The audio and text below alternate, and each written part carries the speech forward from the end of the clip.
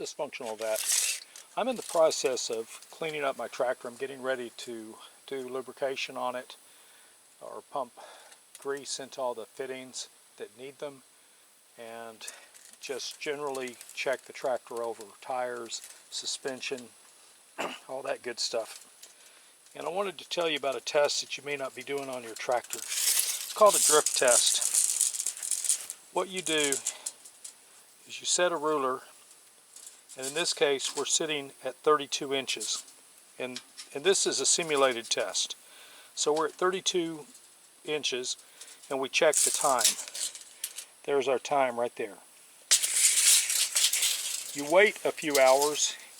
Most drift tests are done over about a 12-hour period, like overnight.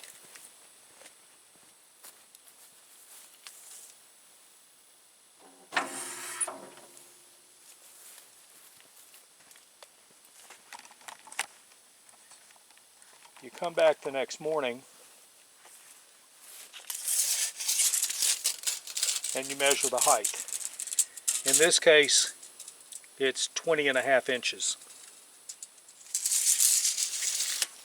You would check your service manual to find out if that amount of hydraulic loss over, say, a 12-hour period where you're noting the time.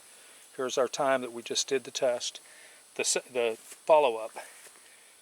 You check your service manual and you find out. If you have a problem, then that tells you that you've got an issue with your hydraulic seals holding pressure.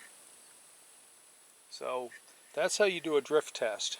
You set the thing up, check the height, wait say 12 hours, check the height, and see how much it's changed. It will change some. All hydraulics leak. That's a given.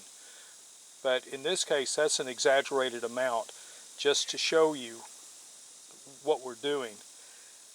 And again, you would check the service manual and find out if you have an issue. If you do, then you need to get it fixed fairly quick. The sooner you get these things taken care of, the sooner you can make sure that your equipment is up and running again when you need it. A drift test should be performed probably about once a quarter, every 3 months or so. With that said, Dysfunctional Vat out.